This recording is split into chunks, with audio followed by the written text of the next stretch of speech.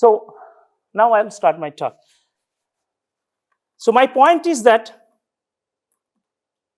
always focus on fundamentals.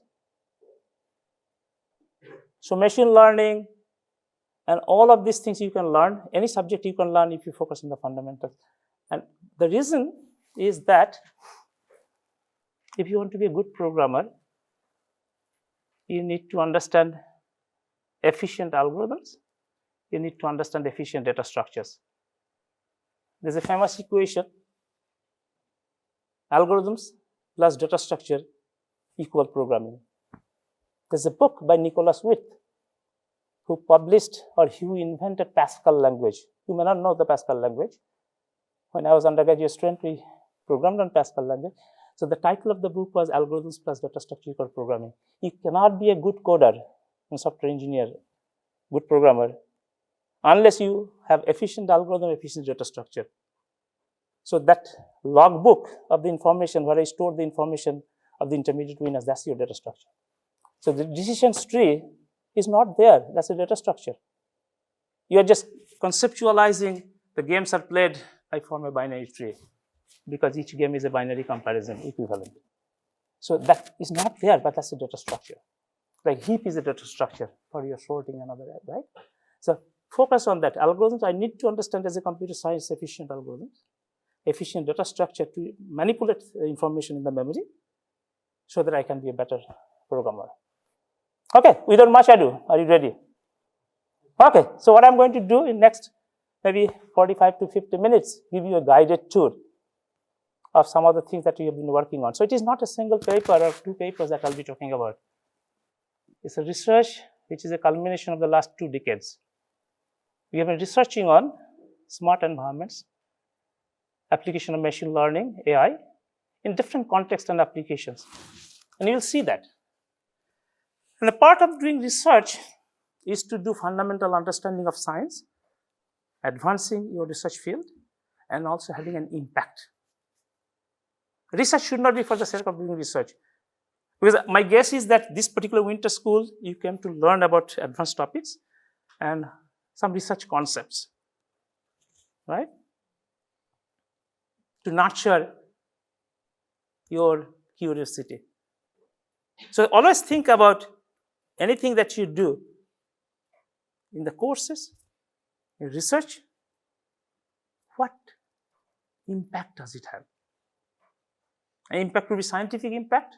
I advance the science of it, have new algorithm, new understanding of the problem. My research has application for society. My research may mean a new technology development that you can start a company, right? So impact can come from many different angles. So as I said, the talk will not be based on a single paper, but collection of different things. You'll see the vision, which is the breadth, as well as some depth. Okay. So this is a beautiful campus we have at Missouri University of Science and Technology. Unlike many other large campuses in the US, ours is very STEM focused. Science, technology, engineering, and math. Just like the IITs. We have 7,500 to 8,000 students focused on science and engineering. Our computer science department started very early, 1965. One of the first 8 departments in the US started in the computer science. And our university started in 1870. And you can see that our students, of course, do a lot of interesting stuff. They also build things, right? And just to show that, the Twitter co-founder, Jack Dorsey, was a student in our department for the first 2 years.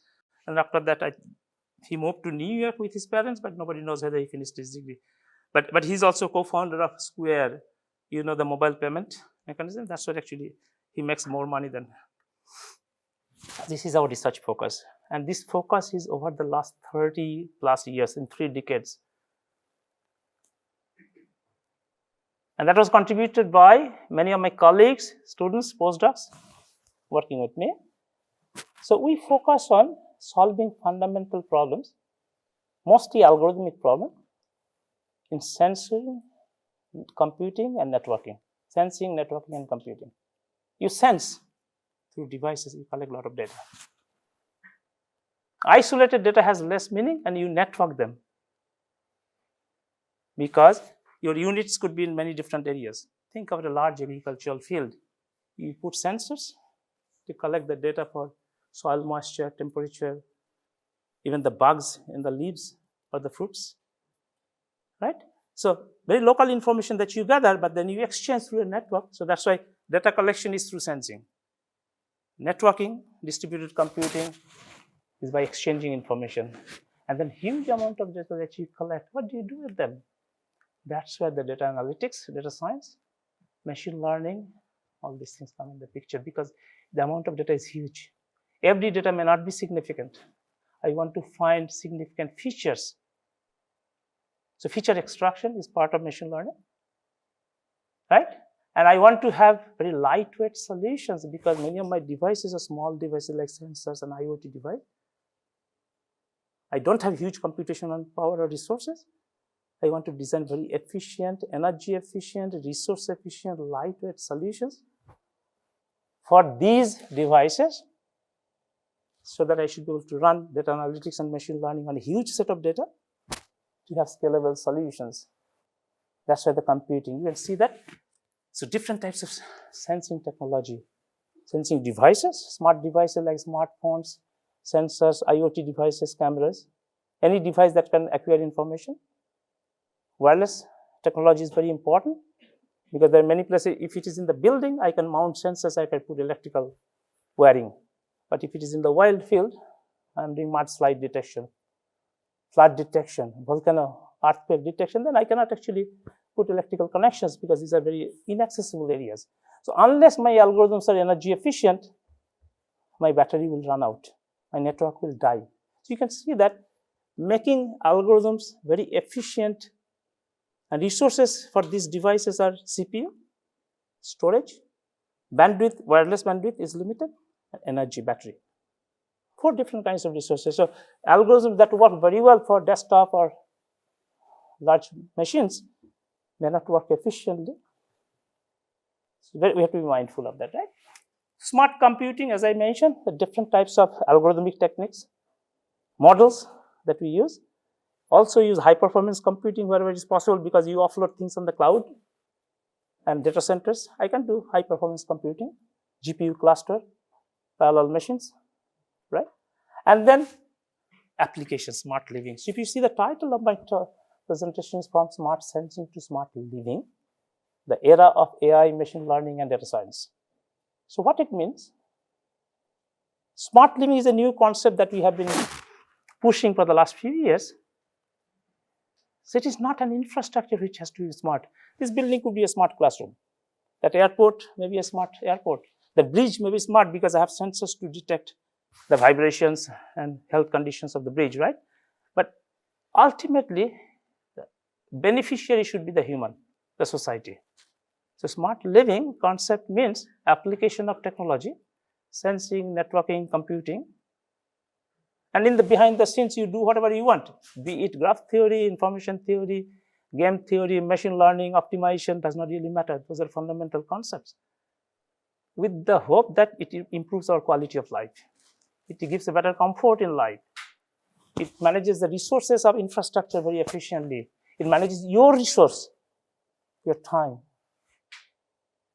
It makes the society safe and secure. So that's basically the concept of smart living. That means that application of technology that improves our quality of life, makes a society secure and safe, and gives us better time management skill.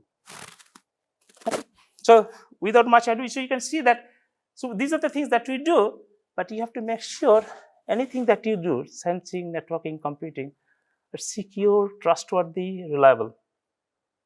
If my data that I collect from a physical phenomena is not reliable, machine learning has less meaning because my training will be incorrect.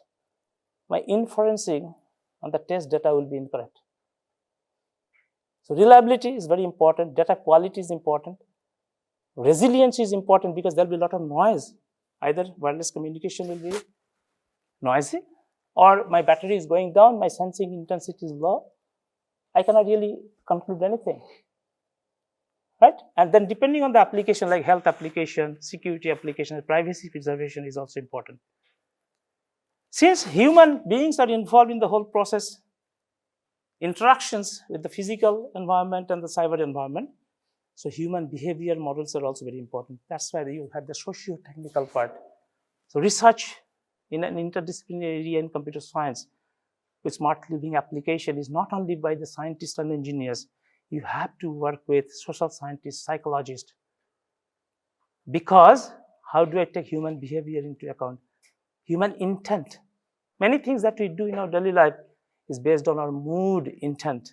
How do I capture those models mathematically and plug into the technological models, algorithms, so that we can give the better solution? Why does a person commit suicide? If I capture that brain signal and predict, I might be able to save somebody's life. If I can capture the signals and the information base from terrorists, I can stop a terrorist attack. Very challenging problem. Because there are EEG headgears where you can collect brain signals, but everybody's brain signal is so different. Same input stimulus can make somebody happy, somebody angry. Somebody jealous, somebody not jealous. So we don't have enough data to train a machine learning model so that we can have a good algorithm to say, okay, if this is the kind of signals that you capture from people's intent and brain signal, then this is the kind of conclusions I can draw. Very challenging problem. These are the topics that you can take up. And you can see that if you do that, it's very impactful research. So again, I'll actually go slowly. I have about 50 slides. I don't have to cover every slide. Even if you cover 30, 35, and you understand everything, that serves the purpose. Right? I don't want to overload you with information, but I want you to digest, understand, and see the implications so that you can take it further in your own research. This is not very critical to know, but what I'm saying that I've been very fortunate to have a lot of good collaborations with colleagues in India, including IIT Patna that you can see, colleagues in computer science department, your department head right now, Professor Rajiv Misra, and also Dr. Sudhir Kumar, Associate Professor in EE. I have also been very fortunate to have lots of postdocs and PhD students who came to work with me. For example, IIT BHU, Dr. Ajay Pratap got his PhD from this department, computer science, was my postdoc. Now he's a faculty at IIT BHU. So similarly, I have other people, let's say IIEST in Calcutta. Dr. Nirnay Ghosh got PhD from IIT Kharagpur, did postdoc, and now he's a faculty there. This is the outline of my talk. I was just setting up the stage. When you go for a cinema or theater, right? Before the actual acting starts, the stage, props, ambience is very important. When you do research, write a paper, you're creating that stage first before you tell your story. Then you reach a climax because you're always expecting something and that is not happening yet. You're building the suspense. You reach a good movie director gives you director acting and all these things. Good story actually gives you that feeling. Then you actually see a good research should be that.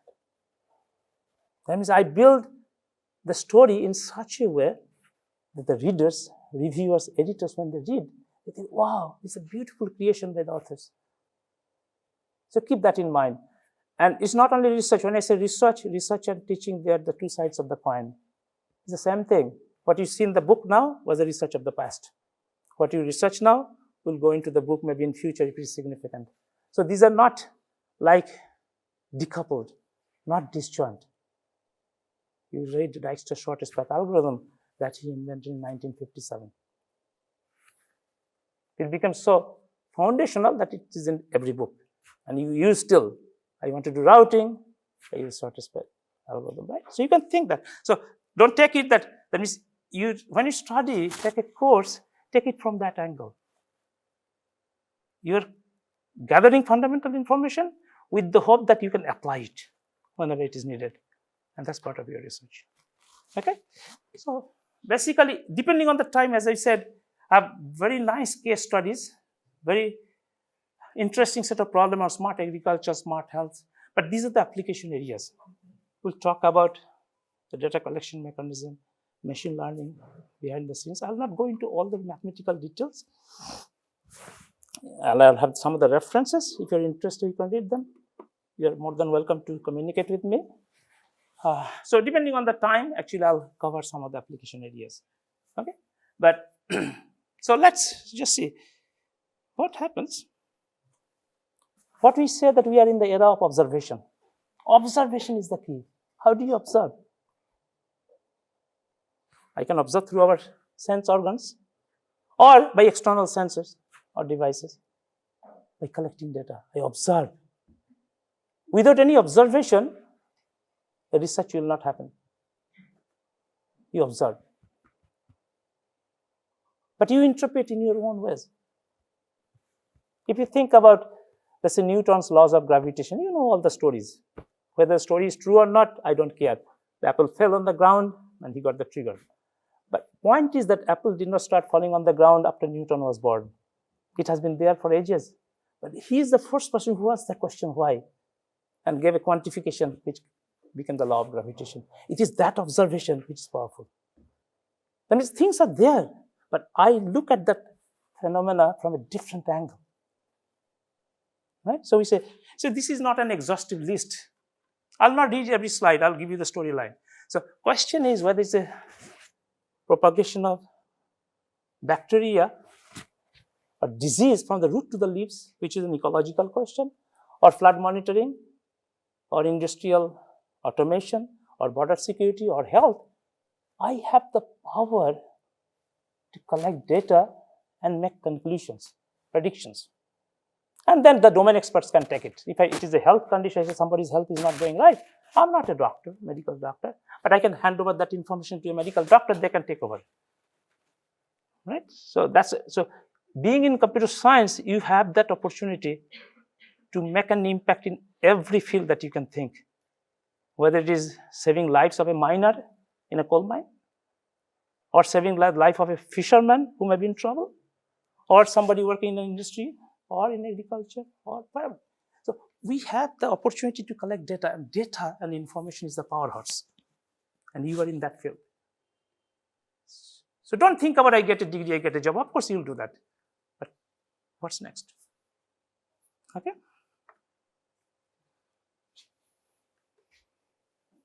So the fundamental simple idea is the sensing, reasoning, and control. Control is an action. I sense, I collect data. But then I reason about it. The reasoning is basically coming from the AI, machine learning, analytics, and all. I reason about it. I can think, what does the data mean? So it is not like I know 10 different machine learning algorithms or deep learning algorithms. Those are, of course, you learn it. But think from a fundamental perspective. I am making a reasoning.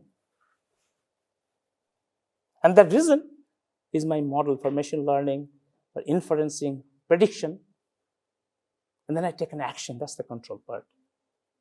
I take an action. And I'll give you a lot of examples how it happens. Sensing, reasoning, action. Very simple problem. And you do that all the time in your daily life. You observe, then you make a decision. Reasoning is the decision making, analytics. And then you take an action. Whether I should do it or not do it, type of thing. So the world, we call it as a cyber physical system and cyber physical human system. I have a physical environment. So it's a very dense slide. Don't worry, because you'll have to say, but I have a physical environment. Think about I have an agricultural field or environmental monitoring. I'm collecting a lot of data through sensors. That's a physical phenomenon driven by physics. I collect the data, that becomes my cyber, because digital world. That's where I do all sorts of computational things. Optimization, algorithms, modeling, machine learning, AI. Then I don't stop there. So sensor network gives you that power of the digital world. Then I take an action and give a feedback to them. Why? What is that feedback? Oh, that agricultural field has a drought. I need to irrigate. That's the action. There's a bug on the leaves or on the fruits. I need to spray. That's the action. Somebody has a health problem, needs to be treated by the doctor, sent to the hospital. So data collection, reasoning, decision making, and then take an action. And that's the control. And that loop is very powerful. So if I do just that part, interaction between cyber and the physical, that's a cyber physical system. But nowadays, you have a very powerful device in your hand called smartphone. It's more than just mobile. Very powerful device. It's a multimedia device. You can take pictures, video. You can do texting. You can talk, audio. So it's a multimedia device. So human can interact both with the physical world and the cyber world. So today's systems are cyber physical human system. In the human side also there is two worlds.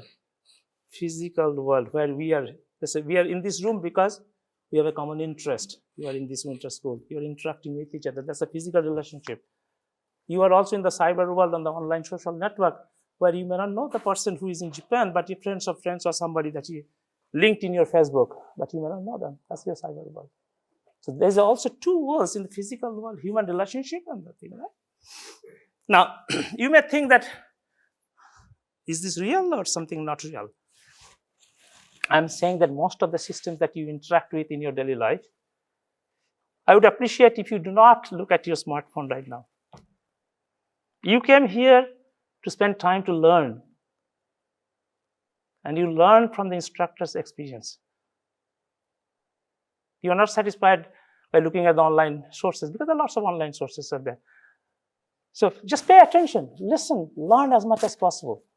Not that I'll have the slides, I'll learn it later. That never will happen, believe me.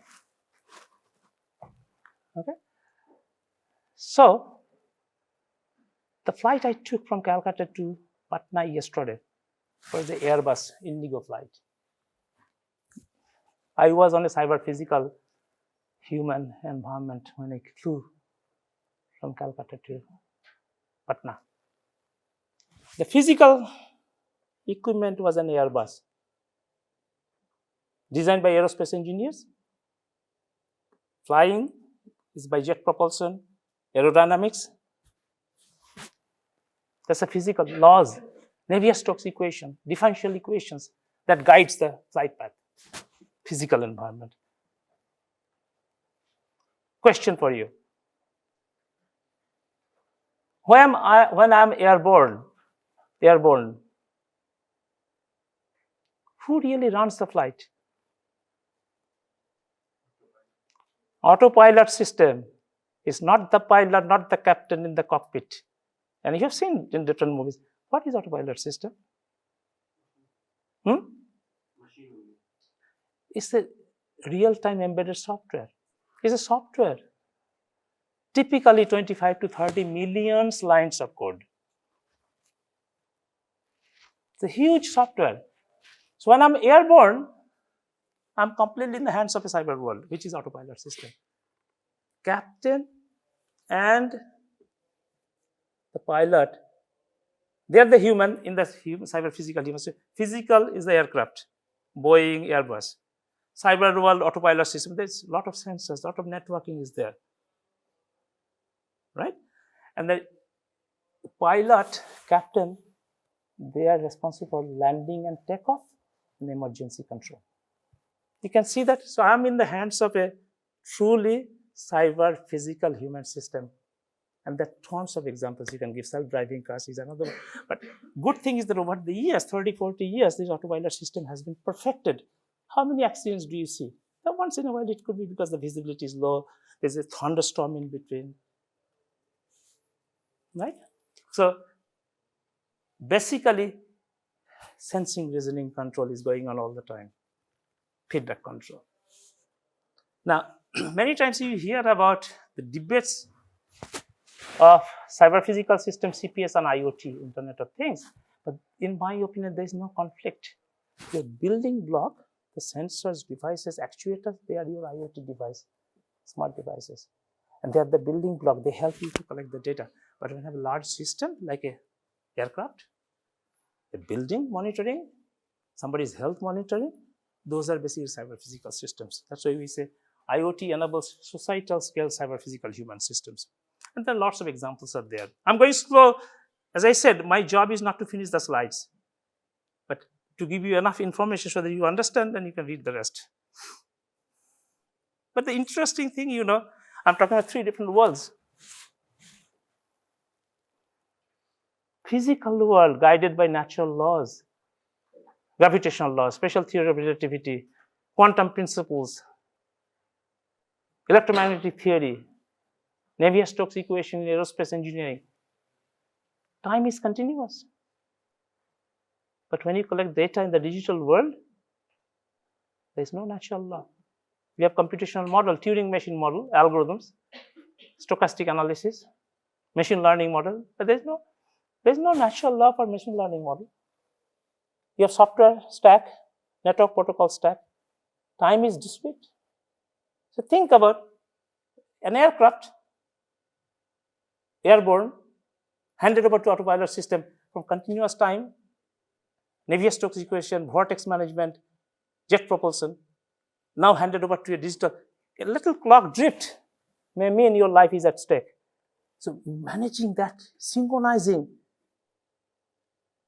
is an extremely interesting problem. I'm handing over from a physical environment to a cyber environment, and then I'm coming back again. And in between, human can take over. If there's a thunderstorm, pilot will decide, okay, I cannot land in Patna. Let me hover around a little bit and land in Ranchi. And all these decisions are the emergency control, right? But then human behavior, our actions, our decision-making capability is not guided by physical laws. Our emotions, our reflex. So you can see that I'm at the intersection of these 3 worlds, but life is still good. So my question is, how do I make them reliable, dependable, so that our life is not at stake? So you can see it's very fundamental questions you can ask. We have been working on smart environments. At that time, nobody talked about CPS IoT, 2001 onwards, 2001. Even machine learning was not as popular. Even cloud was not there. So the question is, how do you make an environment smart through technology deployment? But once you deploy the technology, I can make this lecture room as a smart lecture room. Right? That means I collect data, I make decisions and actions which are autonomous as much as possible. That's why you say smart environment is one which can autonomously acquire information about an environment and their interactions with the human users in order to improve their experience with the environment without explicit awareness. What does it mean? The environment should be context aware and situation aware, based on my habits, my preferences, based on the activities. So I don't have to tell them. That's where the autonomy comes. I learn what you do in your daily life. I know your habits. When you get up in the morning, when you cook your breakfast, all these things, I should be able to automate that. Very routine work, most often. There are departures from the routine work. I can learn those as well, those episodes. So you can see how machine learning comes in the picture. So this picture basically is an environment which is saturated with technology, devices, networking technology, but that environment can think. That's the reasoning. I build intelligence into the system. No system can be smart without building an intelligence. Machine learning is just one way, many different ways that you can build intelligence into the system. Okay, so I reason about, then I take an action. Now, in a very high level description, you can see that's your bedroom. That's your house. I collect the data, sensing. I can reason about it. I act as my environment is a rational agent. I have all the models, decision making, algorithms, machine learning, everything is there. And then I take an action. Oh, I need to switch on the light. I need to open the curtain. These are all actions I can take depending on what. Oh, I need to switch on my air conditioning. So depending on the environment, I take actions. If it's environment, how do you reduce the pollution? So now, you can see that the situation and context awareness is because there are certain kind of context. Context means raw data is not a context. Data with a meaning and interpretation is a context. Sequence of data with a meaning is a context. Sequence of context with a meaning is a situation. But there's certain contexts which are technology dependent. I'm standing over here, a camera can find my location. I walk on the corridor, I can track it through Wi-Fi or sensors, right? These are technology. My preferences, my habits. I switch on the light, that's an action. But there are other things that I mentioned, the human-centric context, which are very difficult to capture. Your intent, your mood, your desire, your behavior. So our life, daily life, when I say smart living, that means I'm tracking your daily life activities. Most often it is guided by your intent and desire. I want to go to the airport, that's my intent. That will define which road I should take. What time should I leave this campus if I have to catch a 2 o'clock flight, right? You can see that your all activities are not by technology oriented. Technology is a manifestation of that. So the question is, how do I capture context which are human-centric and technology-centric and develop my solutions? So machine learning is just one part of the whole game and the puzzle. Okay, so I can actually replace that your bedroom to a smart city. This same methodology would work, but I can also decompose this model in a hierarchical manner. Let's say if this building has 4 floors, each floor is a rational agent. If each floor has 10 rooms, each room is a rational agent. It's a large room, 4 corners, each corner is a rational agent. I can actually decompose hierarchically and develop very powerful models to give you more fine-grained solutions in the spatial domain, in the temporal domain. Am I making any sense or you're getting lost? Feel free to contradict what I'm saying, that you don't want to waste your 1 hour time here if it does not make any sense. So if you have any questions, please ask. Okay? So, but you can see when I talk about smart city, large city, Patna, Calcutta, Bombay, Delhi, it's a very complex system. There's multiple cyber physical systems are there because you have energy. Even in this campus, it's energy, right? You have the networking, you have mobility on the street, you have the water distribution. All sorts of different things are there, and they are not independent, they are interdependent. So it's a very complex system. I want to model that complex system and learn different things so that I can improve, let's say, the commuter time in the busy hours.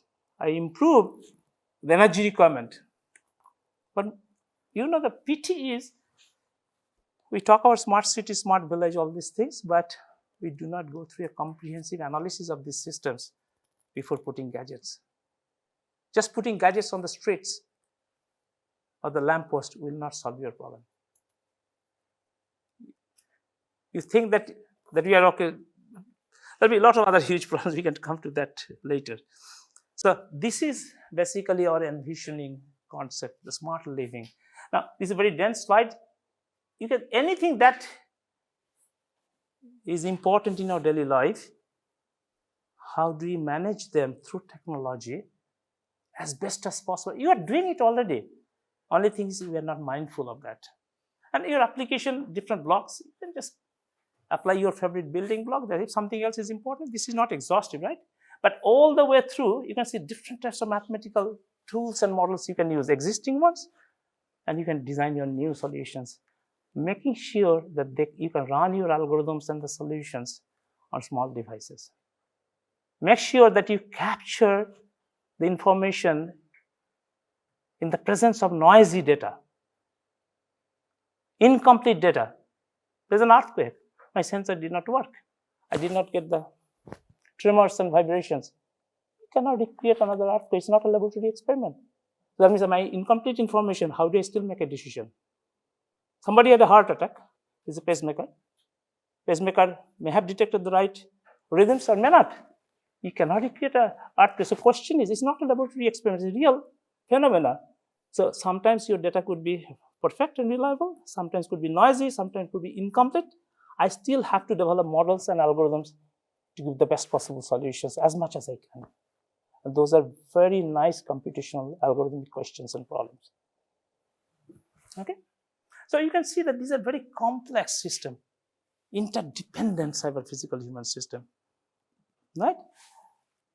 Question is, all the problems that you have seen, this is smart energy, smart transportation, smart health, UAVs, disaster response, these are all different problems. The physics equations are different.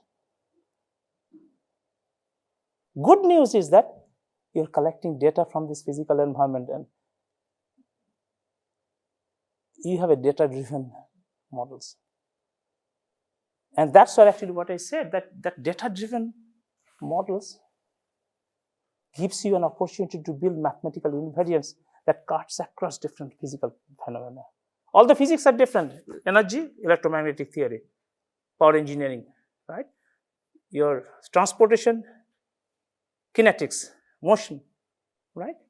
Aerodynamics for aircraft, health, biochemical reaction. So you can say the physics models are all different. But when it comes to data collection, I have an edge. And that's why actually computer science is so powerful.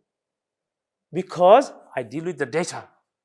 And I try to find, is this time series data from different phenomena, are there some common features? And if I can do that, I can hide the physics behind it. Otherwise, mechanical engineering versus electrical engineering versus biomedical engineering, you see that they have to do independent solutions, but I want to find some kind of unified solutions, some mathematical invent. And then, of course, the scales are very large. If you think about a population scale, city scale, right? And to the sense that you're taking time series data, because you sample, it measures the temperature of this building every 15 minutes, every half an hour, right? I measure energy consumption of your house every half an hour, time series data. And there are a lot of fluctuations in the time series data. Okay, so how do you manage those? And sometimes the fluctuations can be manipulated by human randomness. Okay, we can talk about this thing. And so the spatio-temporal heterogeneity, and then still you have to make a trustworthy and reliable decisions. Think about a pacemaker. Nowadays, pacemakers have wireless transceivers.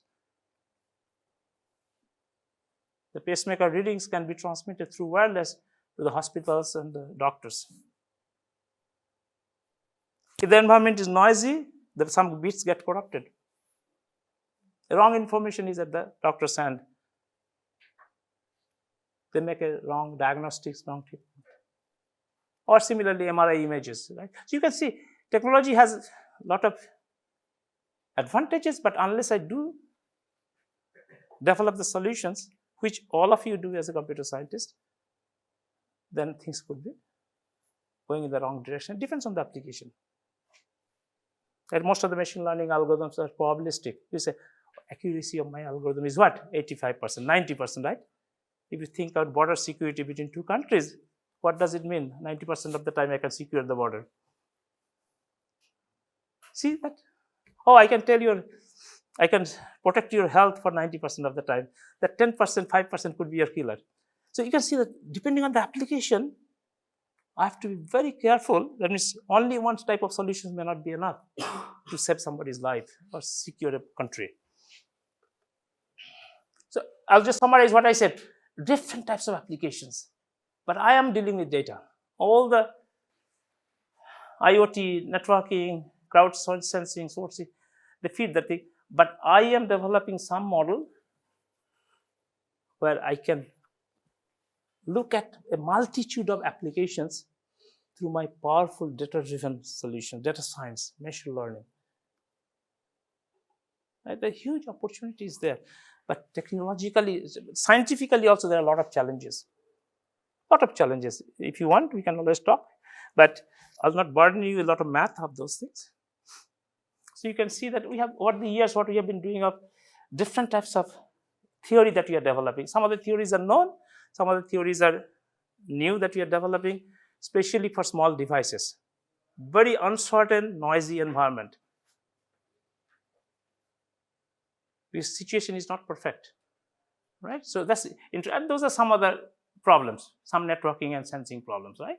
So let me just, and the trust, belief, and reputation is very important because, as I said, is this data trustworthy to make a decision?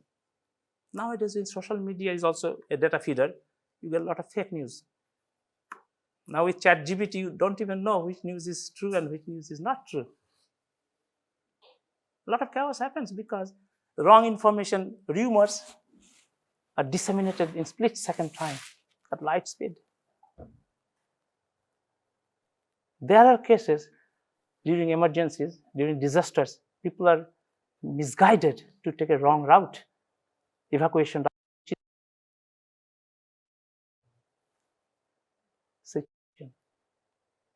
Because different people have different intent.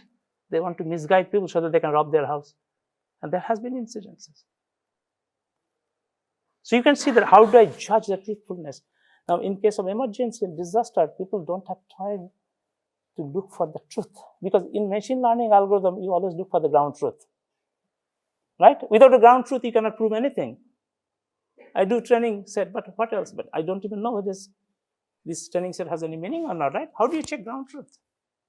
In situations where I don't want to waste any time because I want to save lives. It's very interesting, challenging problems, right? So you can see that so those are the devices, different types of devices, smartphone devices, smartwatch, cameras, UAVs, drones, right? They're giving you information feed. You have a machine learning. That's exactly what you are doing in this winter school. I was giving different types of applications, right?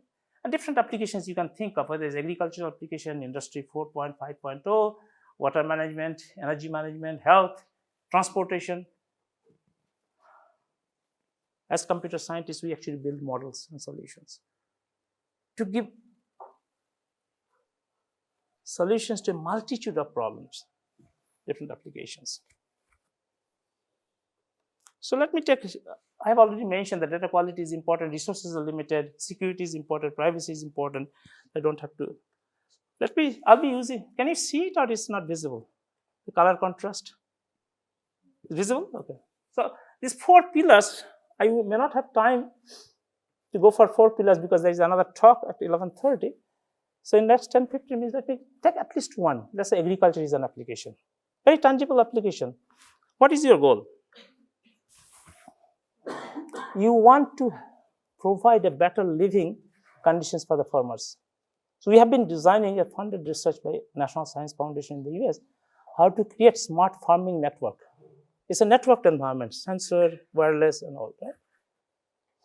So that there's a better crop yield for the farmers. They're the end users, but they're the most neglected ones because often they don't get the revenues that they. How do you mitigate the diseases so that they don't lose the crop? Very tangible application, and we want to improve the quality of it. That's the end goal. Now you may say that I'm not an agricultural person. I do collaborate with agricultural engineering people, agricultural folks, because that's where the interdisciplinary collaboration is important. Talking to people who have the domain knowledge. So we understand. Then, of course, as a computer scientist, we solve the problem, right? So you can see that this is the field, it's an actual field of soybean field and corn field in the state of Iowa, because that's where Iowa State University is our collaborator, where we have deployed sensors, cameras, UAVs to collect data. And then we are giving a lot of decisions. Oh, that field needs irrigation, that field needs spraying the insecticide, that field needs fertilization. And in the US, you know, the agriculture fields are very large, acres and acres. Very few farmers. So with human manual inspection, you cannot really handle things. So technology actually is very powerful there. And behind the scenes, of course, we are doing a lot of interesting stuff. Machine learning, data fusion, sensor data fusion, understanding the situation in which, because sometimes if the temperature varies by a few degrees, I don't worry much. That may not lead to drought in the long run, right? Then different types of theory, beliefs and all, right? So I'll actually show you something that my students, they are building prototype, and we have deployed this prototype. So So this is one prototype for bug detection. Bug detection in the, let's say, flowers, fruits, as well as the plants. So this is a prototype that uses a Raspberry Pi, a sensor, cameras, and wireless technology. And this is basically the inside of that particular prototype, right? And we have built 8 of those so far and deployed in the field for the data collection, right? And then, of course, deployed in the field, I'm collecting data through wireless, getting the data in our lab, we analyze, and then we send the feedback. Then farmers, we have an app, you can see that app. The farmers basically take actions. It's a very tangible problem. Behind the scenes, of course, you ask, we can show you the math and the algorithm, everything, but you know what we say, the devils are in the details. Once I have the concept, I know exactly what to do, then of course I need to develop the algorithm, experiments, all these things to show the details scientifically, but those are the details. Right? So let me just show you something interesting. So behind the scenes, as I said, we have developed an API and of course deep learning techniques. You know, you may think that there are object detection algorithms by computer vision image processing. A lot of them are there. But mostly they are for large object detection. Sometimes the bugs on the leaves and the fruits, you know, they're so tiny. There's a bug called aphid, A-P-H-I-D, aphid. So tiny that none of the machine learning algorithm can detect. It is considered as a noise. So how do you detect the small bugs? You need to, that means, invent new machine learning or new object detection algorithm. That's exactly what we are working on. Right? So we have actually deployed them in corn fields, soybean fields. Right now working with 20 farmers in an area of 50 square miles. This typical type of corn worms are called cornworm root beetle. And again, whenever you do machine learning algorithms, of course, you have some standard metric that you check, right? You say precision, recall, accuracy, F1 score. You go through those to show exactly what is happening, right? And then, of course, any machine learning algorithm will have a lot of false alarms. It's a probabilistic solution, right? So your objective is to increase the accuracy, minimize the false alarms. You do all of those things. And again, the binary classification, there's a bug or not a bug. Multi-classification means you have different types of bugs. And you want to detect those small bugs, right? So all these things are there, but I'll actually show you something very interesting that you may be interested in. You know, it is true in India too. There are a lot of students after graduation, they want to start their company. They want to be innovator, right? You want to be a technocrat. So my students, my PhD student Amit, my postdoc Vishesh, so they won $50,000 award this summer, past summer, from National Science Foundation to explore, to build a prototype. See, your idea and concept is the key. That's the innovation. We have filed a patent on that. And I'll show a little video that if you want to, we encourage our students to go for higher education, to go for corporate jobs, and also become innovators and incubate companies, right? We do that. So a customer discovery is part of a startup company. I have been actually doing that for the last 10, 12 years. So don't build anything unless you know there's a customer who is interested. So don't build anything. So do customer discovery. You probably know that. And I understand this campus also has an incubation unit. So you try to understand the stakeholders. You build something, you're very passionate, you believe in it, and then there's no takers. Nobody wants to find your solution worthwhile. So talk to people, talk to people. Talk to people means the right. Don't talk to your family members and friends to satisfy your stakeholder customer discovery. Okay. So I'll just skip the plant detections. That was the bug detection. Plant disease also, you can see these are grape leaves, actual data that we collected. You can see how the leaves become black, spotty, yellow, right? And then that means if they go bad, your crop will be much less. And we have actually developed solutions.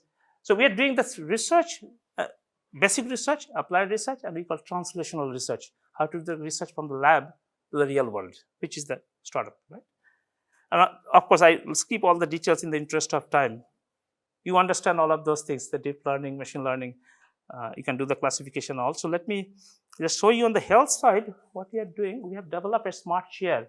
We have developed our, so this chair, I'm just showing. So the chair has a flap, and inside the flap there's a sensor lining. The seat, we have done it. So basically, this is showing the inner part. And we have deployed them in the hospital. So basically, we are checking the physical health condition, cognitive health condition, mental health condition of patients. And this is actual deployment in the hospital. So we are working with neurologist MD who treats the mental patients. We have collected so far more than 280 patients' data who come to see the. So when the patients come, they are asked to sit on a chair, and that chair is our smart chair. They put a wearable that we have designed to collect a lot of data, and those data are transferred in our lab. We can analyze and give the feedback to the doctors. So this is one part that we are doing. And I'll go very quickly, the different types of hereditary learning, machine learning models. I'll not actually bother you. So our approach is a preclinical diagnostics. Because the clinical stuff is done by the doctors, MRI, CAT scan, all sorts of, and they do also lots of psychological questionnaires for testing their mental ability, right? We are aiding the doctors with our technology. So people who have mental disorder, right? So nobody knows the onset of that. Because when people are in a very bad situation, that's the time they go to the doctors, or their family members, they take it to the doctor. And by that time, situation is very bad. And there was an article in 2016 in Time magazine. The cover page was, by the time a dementia is detected, it's too late. Because unless they go to the doctors, nobody knows. Question is, you can do continuous monitoring through devices and technology. Even as I'm standing here, you are sitting here. We do not know who is going through a dementia starting point. You can see that the yellow curve on the top is the normal conditions. Then slowly, the cognitive health degrades, the blue one. And that is called MCI, mild cognitive impairment. And after that, that crosses a threshold, it becomes dementia. So most often that patients go to the doctor at that stage, because by that time situation is noticeable, right? But before that, maybe they had a little loss of memory, little loss of cognitive power, but nobody notices them. They don't also know whether this is a part of the dementia or not. So our job is to find out that when it's the onset of an MCI, we can do continuous monitoring at home, right? So we can have, and once we detect early, that means we can treat them early. Okay, that's exactly what we are doing over there. And you can see the different types of signals that you can collect through the sensor, chair sensors. You can analyze them. You can distinguish between MCI, mild cognitive impairment, versus dementia. I'm sure that you may know somebody in your family, friends, relatives, elderly person who has gone through these phases. Memory loss, right? Sometimes Parkinson's, body movements, shaking, Alzheimer's, forgetfulness, right? So you can actually detect many interesting stuff. So, people who go through cognitive health impairment, they go through a lot of stress and anxiety for small things that we don't understand. We think it is not right what they're doing, but that's their normal state in some sense, right? So we have quantified the stress indicator, anxiety indicator. For them, the breathing rate, heart rate is important, but more important is the differential breathing rate, differential heart rate. Because when they're stressed and in anxiety, the breathing rate will be very fast. The differential heart rate, and how to detect them precisely. So we have been actually looking into that, right? So, yeah, this is the breathing rate analysis and quantification. So basically classifying them. And again, like, we are not doctors. We are doing preclinical assessment at home. And then transferring that information to doctors, let the doctors do through brain scanning, MRI, all sorts of medical treatment, right? And calibrating the thresholds are very important. Remember I said normal, MCI, dementia. And for different people, the thresholds are different. How to calibrate through machine learning the thresholds so that we can because you don't want to declare somebody as MCI dementia and send to the doctors, right? So as best as possible, you should be able to classify them. And you can actually define, so the data that we have collected, we have tested those. You can do the ROC card, receiver operating system, because then there's some operational regions are there which are very important. So they can detect in an optimal way how to distinguish dementia versus not dementia, MCI versus dementia, even distinguishing that. So these are some of the brains, not the brains, but the chair sensor heat map.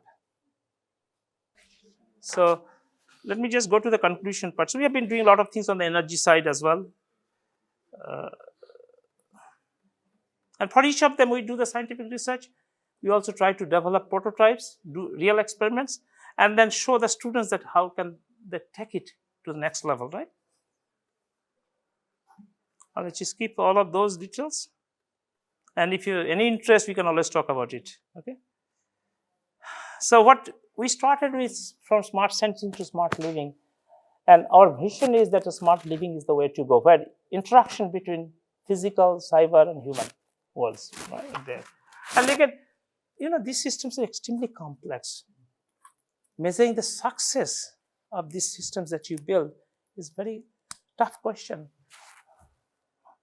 What are the metrics, for example, right? So that we over the years, I've been very fortunate to have, these are only some of them my PhD students and postdocs who are in different academics, right? So they have contributed a lot over the years. This is my last slide. That statement is I think it's a very profound definition of a teacher. We are in academics. I want you to read it.